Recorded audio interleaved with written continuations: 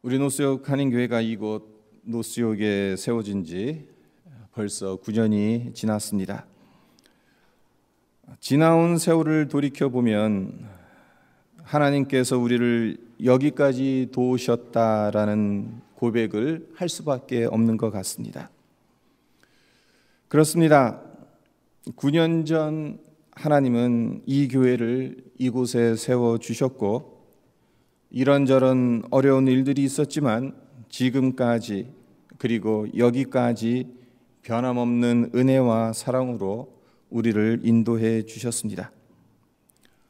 오늘 하루 지난 9년 동안 우리 교회에 은혜와 사랑을 베풀어 주신 하나님께 감사와 영광을 올려드리며 우리 교회의 생일을 함께 기념했으면 합니다.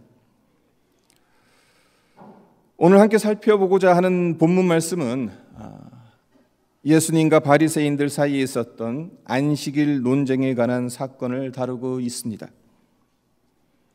안식일에 회당에서 손 마른 사람을 예수님께서 고쳐주시죠.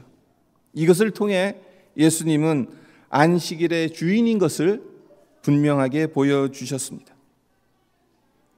돈이 없어서 병을 고치지 못하는 가난한 사람들, 불치병, 난치병에 걸쳐서 하루하루를 간신히 살아가며 내일을 기약할 수 없는 사람들에게 알려지면 비난과 조롱을 받을까 봐 병을 숨기며 속으로 아파하는 사람, 이렇게 각양각색의 병과 사연을 가진 사람들을 예수님은 외면하지 않으셨습니다. 불쌍히 여기셔서 병을 고쳐주셨습니다. 근데 주님께서 안식일 논쟁에서 보여주신 이런 행동들, 바리새인들과 종교 지도자들 눈으로 보기엔 용납이 안 되는 행동이라고 할 수 있습니다. 왜 그렇습니까? 그 이유인즉슨 안식일에는 정해놓은 일들 외에는 그 어떤 일을 해선 안 됩니다. 하지만 예수님은 의도적으로 안식일에 많은 일들을 하셨습니다. 다른 날에 하셔도 될 일을 굳이 안식일에 의도적으로 일부러 하셨던 경우가 복음서에 보면 상당히 많이 나옵니다. 바리새인들이 보기엔 하지 말아야 할 일들을 일부러 골라서 하셨던 건데 그렇게 하신 이유가 무엇이겠습니까? 안식일이 사람을 위해 있는 것이지 사람이 안식을 위해 존재하는 것이 아니라 안식일의 진정한 의미를 몸소 보여주시기 위해서였습니다. 안식일을 거룩하게 지키는 것을 매우 중요하게 여기고 있는 종교 지도자들 입장으로 보면 나사렛 촌 동네 출신인 예수라는 보잘것도 없는 사람이 이 안식일을 훼손하고 있는 거예요. 그뿐이 아닙니다. 그냥 내버려 두었다간 백성들이 예수를 따르게 되고 그러면 그들이 그동안 지켜왔던 종교적 권위를 무너지게 생기는 겁니다. 그래서 바리새인들이 어떻게 합니까? 14절을 보시면 바리새인들이 나가서 어떻게 하여 예수를 죽일까 의논하거늘 예수를 죽이려고 의논합니다. 예수님은 바리새인들의 이러한 의도를 간파하셨죠. 급히 그 자리를 피해 다른 곳으로 떠나가십니다. 그런데 여기서 우리가 눈여겨보아야 할 점이 하나 있습니다. 예수님께서 거기를 떠나가시니까 많은 사람들이 예수님을 따라갔다는 거예요.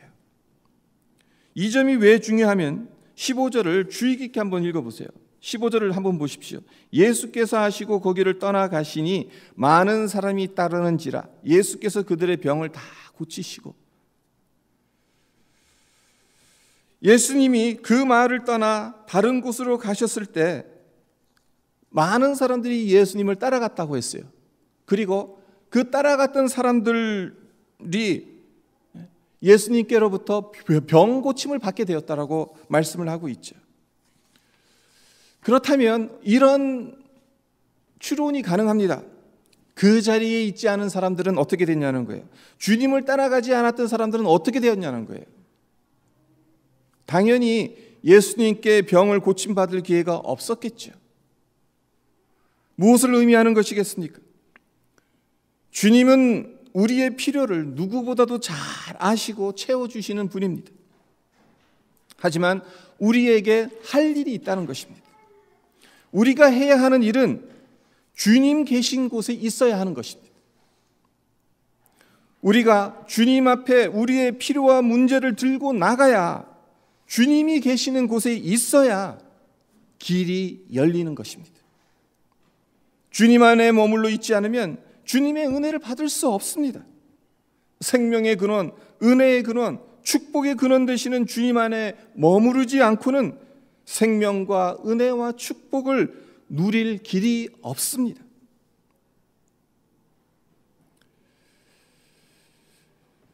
근데 오늘 본문을 보면 의아한 점이 있습니다. 16절을 보세요. 16절을 보시면 자기를 나타내지 말라 경고하셨으니, 예수님은 당신께서 이런 일을 행하셨음을 사람들에게 나타내지 말라고 경고하고 계세요. 그리고 그 이유를 선지자 이사야를 통하여 하신 바를 이루기 위함이라고 그 뒤에 구절에서 말씀하고 있습니다. 18절에서 21절을 보세요. 이사야서 42장을 인용하신 구절이죠. 보라, 내가 택한 종 곧 내 마음에 기뻐하는 바 내가 사랑하는 자로다. 내가 내 영을 그에게 줄 터이니 그가 심판을 이방에 알게 하리라. 그는 다투지도 아니하며 들레지도 아니하리니 아무도 길에서 그 소리를 듣지 못하리라. 상한 갈대를 꺾지 아니하며 꺼져가는 심지를 끄지 아니하기를 심판하여 이길 때까지 하리니 또한 이방들이 그의 이름을 바라리라. 예수님께서 이사야서 42장 1절의 9절 이 말씀을 인용하시는 거예요.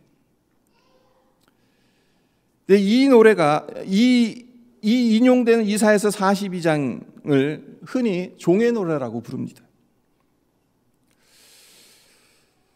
종의 노래는 이사야서 전체에서 4번에 걸쳐서 이 종의 노래가 나오는데요. 이사야서 42장 1절로 9절, 그리고 49장, 50장, 그리고 52장과 53장. 이 종의 노래를 통해서 장차 이스라엘을 구원하실 메시아가 어떤 분이며 어떤 일을 하실 것인가를 하나님께서 이사야를 통해서 말씀하시는 것입니다. 오늘 본문에서 예수님께서 인용하신 첫 번째 종의 노래인 이 이사야서 42장의 핵심적인 내용은 무엇인가 하면요, 이스라엘을 구원할 메시아는 사명을 감당할 종의 모습으로 오신다는 것이고, 그 사명이란 다름 아닌 상한 갈대와 꺼져가는 심지와 같은 자들을 꺾지 아니하고 끄지 아니하신다는 것입니다. 상한 갈대, 꺼져가는 심지, 이것이 상징하는 것이 무엇이겠습니까?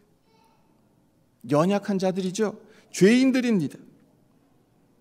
결국 주님께서는 연약한 자들, 죄인들을 꺾지 아니하시며 끄지 아니하시겠다는 것입니다.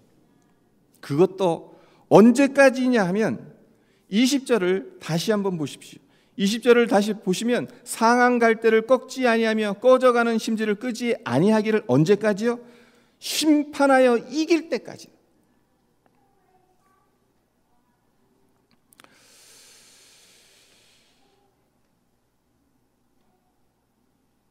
심판하여 이길 때까지. 무슨 뜻이겠습니까? 종말에 예수님께서 심판주로 재림하셔서 최후 승리를 이루실 때까지 상한 갈대와 꺼져가는 심지와 같은 자들을 보호하시고 소중히 여기시겠다는 말씀인 것입니다. 네, 우리는 예수님을 구주로 영접하고 하나님의 백성이 되었음에도 불구하고 여전히 상한 갈대, 꺼지기 쉬운 신지와도 같은 존재들입니다. 우리의 현실, 하나님 나라와는 멀게 느껴질 때가 얼마나 많습니까? 삶의 무게가 너무나도 무겁다는 느낌이 들 때가 많지 않습니까? 우리 안에 죄의 부패성이 여전히 존재합니다. 사탄이 주님의 형상으로 빚어져 가는 것을 어떻게 해서든 방해하고 있습니다. 그로 인해 예수님은 하나님 나라를 이 땅에 이미 이루셨음에도 불구하고 우리의 심령은 상한 갈대처럼 더욱더 꺾이고 등잔에 기름이 없어서 꺼져가는 심지처럼 빛은 발하지 못하고 매캐한 연기만을 내뿜는 것은 아닌가 하는 생각이 들 때가 많습니다. 사실 인간이라는 존재 태생적으로 상한 갈대이고 꺼져가는 심지이지 않습니까? 그래서 죄의 문제를 내 힘으로는 해결할 수가 없습니다. 그렇다고 다른 사람이 도와줄 수도 없습니다. 똑같은 죄를 다시는 짓지 않겠다고 결심을 해도 비슷한 상황에 놓이게 되면 또다시 그 죄를 범하는 내 자신을 발견할 때마다 좌절감에 빠지게 됩니다. 이 정도로 가망이 없는 상태가 되면 우리 같으면 어떻게 합니까? 포기하기 쉽죠. 얼마 전에 제가 아는 어떤 분이 애지중지 키우던 고양이를 안락사 시켰다며 슬퍼하길래 저도 마음 아파한 적이 있습니다. 저도 강아지를 키우다 보니까 남의 일 같지 않게 느껴진 겁니다.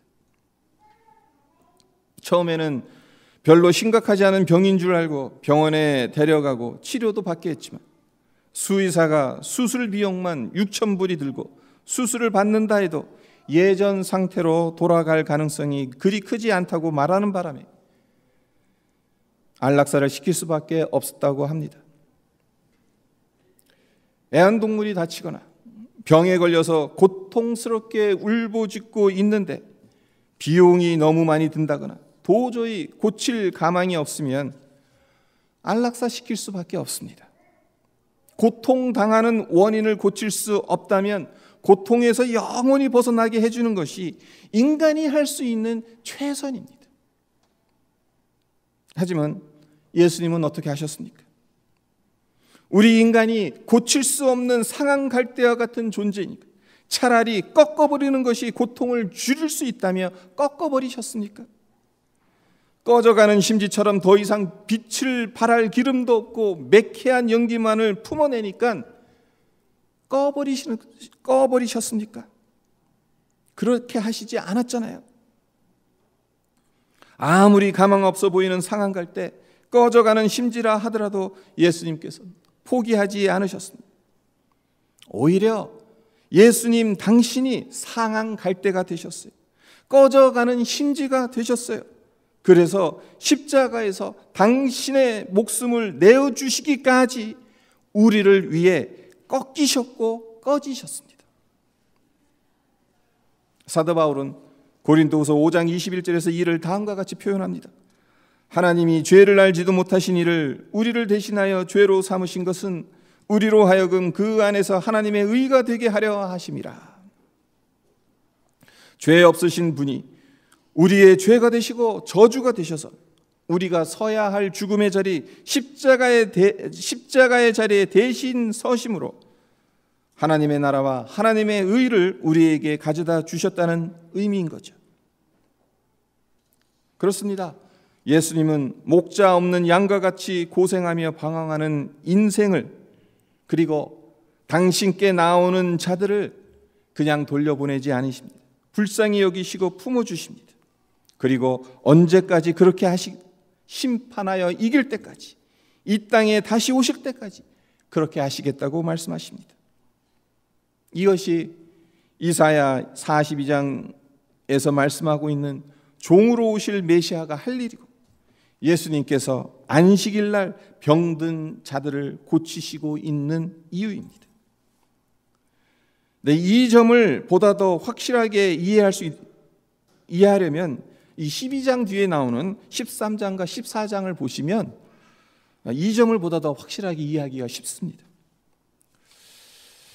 13장과 14장을 한번 보세요. 보시면 13장 눈으로 대충 한번 훑어보면서 지나가도록 하죠. 13장에서 보면 네 가지 땅에 떨어진 비유에 대해서 예수님께서 말씀을 하시고 이 비유가 무슨 뜻인지 모르는 제자들에게 나중에 해석을 해주시죠. 설명을 해주십니다. 그리고 보면 겨자씨와 누룩 비유가 나옵니다. 또한 세 가지 비유가 연달아서 나와요. 그러니까 지금 13장은 비유의 장이라고 해도 과언이 아닙니다. 비유로 가득 차 있어요. 그와 반면에 14장에선 어떻게 됩니까? 세례 요한의 죽음이 나오고 난 이후에 그 유명한 5,000명을 먹이시는, 오병이어로 5,000명을 먹이시는 기적이 나옵니다. 그리고 그 다음에 물 위로 걸어가시는 사건이 나옵니다. 그 다음에 게네사렛에서 병자들을 고치시는 그러한 사건이 나오죠. 그러니까 지금 14장에서는 무엇이, 그러니까 13장과 14장의 차이점을 발견할 수 있죠. 13장에서는 예수님께서 비유를 통해서 하나님의 나라를 선포하고 계시는 거예요. 말씀 사역에 중점을 두고 있어요. 그와 반면에 14장에서는 뭡니까? 기적을 베푸시는 것, 사람들 고치시는 것, 실제적인 사역을 통해서 하나님의 나라가 어떤 것인지를 보여주고 있다는 것입니다. 이렇게 확연한 차이점이 있지만 공통점이 있다는 것, 그게 무엇입니까? 말씀드린 것처럼 하나님의 나라인 거예요. 13장에선 비유를 통해 하나님 나라를 말씀하셨고 14장에선 기적과 병 고치심을 통해서 하나님 나라를 직접 보여주셨습니다. 자, 이 점을 12장과 연결해 보면 무엇을 발견할 수 있겠습니까? 12장에서 종의 노래, 이사야 42장의 종의 노래를 인용하시는 그 예수님의 의도가 무엇인지를 보다 더 명확하게 볼 수 있는 거죠. 예수님께서 섬기는 종으로 하나님 나라를 이루어 가셨다는 거예요. 그러니까 12장에서 먼저 이사야서 42장의 종의 노래를 인용하시면서 내가 이 땅에서 하는 일이 종으로서 이 땅에 왔다. 이 땅에서 사역을 하는 거다. 그러면서 하시는 것들이 비유를 통해서 하나님 나라를 선포하셨고 또 기적과 또 병고침을 통해서 하나님 나라를 직접 보여주셨다는 것. 예수님은 높은 자리에 앉아서 막강한 정치적 권력을 행사하시거나 막대한 자금력을 동원하시는 것으로 하나님 나라를 이 땅에 선포하거나 보여주시지 않았습니다. 겸손하고 온유한 종으로 죄의 추악함으로 냄새나고 우리의 연약한 본성 때문에 상처받고 힘들어하는 삶의 현장 한가운데서 하나님의 나라를 이루어 가셨다는 것입니다. 예수님께서 안식일에 병 고쳐주는 사역, 왜 하필 의도적으로 일부러 다른 날에 하실 수 있음에도 불구하고 안식일에 굳이 그 일들을 하셨는가? 그러면서 그 일을 하시면서 종의 노래를 왜 인용하셨는가? 그 이유가 바로 여기에 있다는 것입니다. 본문 말씀에서 생각해 보아야 할 것이 하나 더 있는데요. 우리가 하나님의 자비를 받을 만한 존재라는 것을 어떻게 확신할 수 있냐는 겁니다. 분명 예수님은 모든 인류를 죄의 저주에서 속량하기 위해 십자가를 지셨습니다. 그 결과 이 지구상의 모든 사람들은 예수님께서 베푸신 구원의 은총을 누릴 수 있습니다. 하지만 그럼에도 불구하고 실제적으로는 이 세상 모든 사람이 주님의 은총 앞에 나오는 것은 아니잖아요. 모든 인간이 상한 갈대이고 꺼져가는 심지이기는 하지만 모두 다 상함에서 치유받고 꺼져가는 절망 가운데서 건짐을 받는 것은 아니잖아요. 그 이유가 무엇이겠습니까? 본문에서 상한 갈대가 의미하는 바는 단순히 자신의 죄와 시련 때문에 절망하고 염려하는 사람을 가리키는 것이 아닙니다. 죄와 어려움을 통해 자기 자신이 어떤 존재인지를 깨닫게 된 사람들입니다. 내가 상하고 꺼져가는 연약한 존재임을 깨달아야 상함에서 치유를 받을 수 있는 것입니다.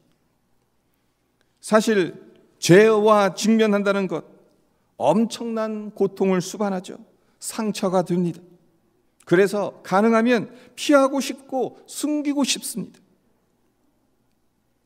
하지만 주님의 자비 외에는 그 어떤 것으로도 위로를 받을 수 없고 치유를 받을 수 없다는 사실, 그리고 이를 위해서는 내가 상한 존재이며 죄인이라는 사실을 시인해야만 합니다. 그래야 고통스럽더라도 죄와 직면하며 그 고통과 상처를 감수할 수 있는 것입니다. 그리고 이렇게 죄와 직면하면서 고통과 상처를 뼈저리게 경험한 사람만이 죄를 미워할 수 있게 되는 것입니다.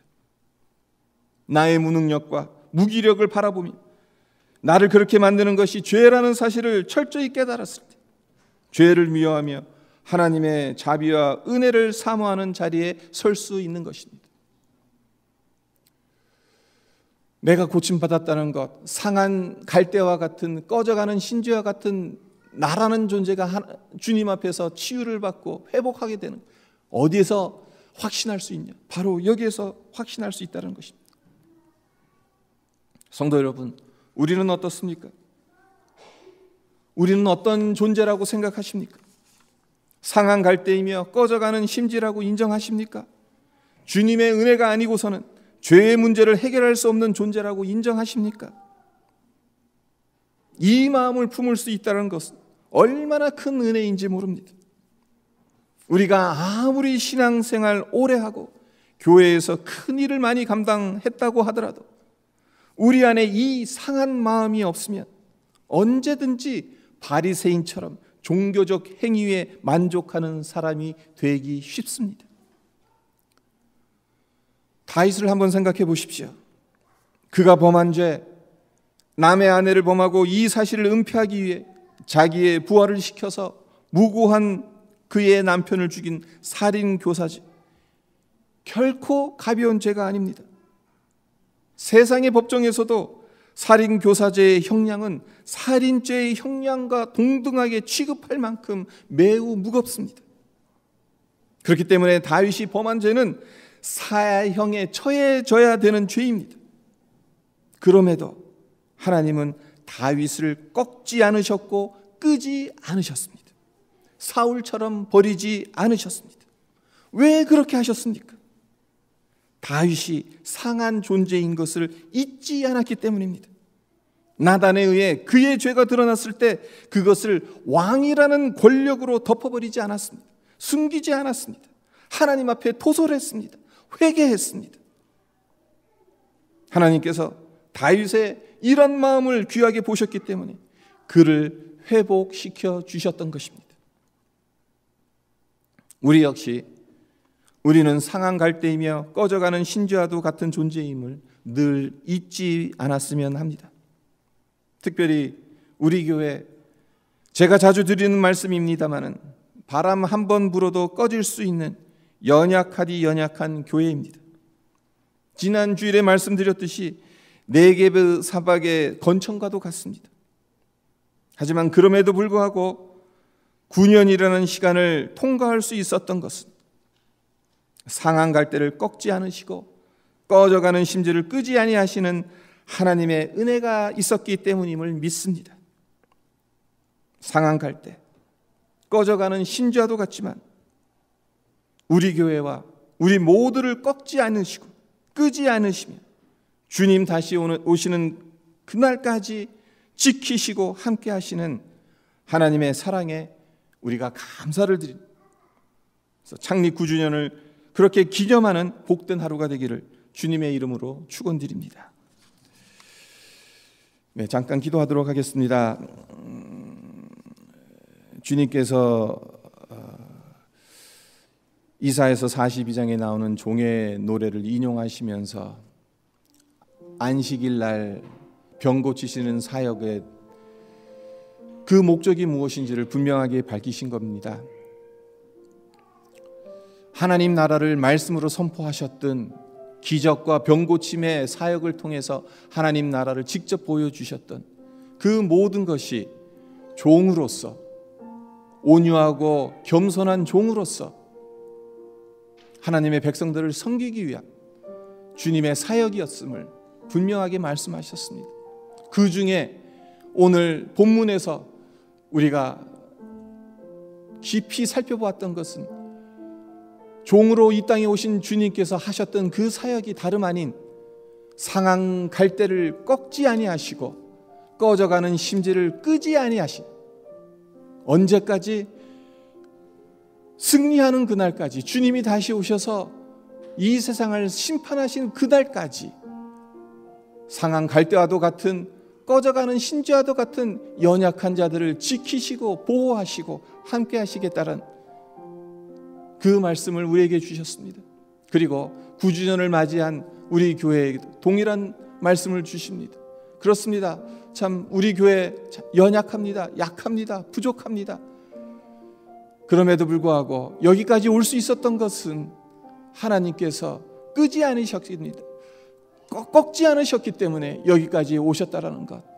또한 우리 성도들의 삶도 보세요. 여러분들의 삶도 생각해 보십시오. 여기까지 올 수 있었던 것이 어떻게 가능했겠습니까? 하나님께서 상한 갈대이지만, 꺼져가는 심지지만 끝까지 붙드시고 포기하지 아니하시고 함께 하셨기 때문이지 않습니까? 그 은혜를 감사하며 주님 앞에 감사의 찬송을 드리는, 감사의 기도를 드리는 시간이 되었으면 합니다. 기도드리겠습니다. 아버지 하나님, 감사합니다. 이 시간 우리가 창립 9주년을 맞이하며 하나님 앞에, 아버지 하나님, 주님께서 이 땅에 오셔서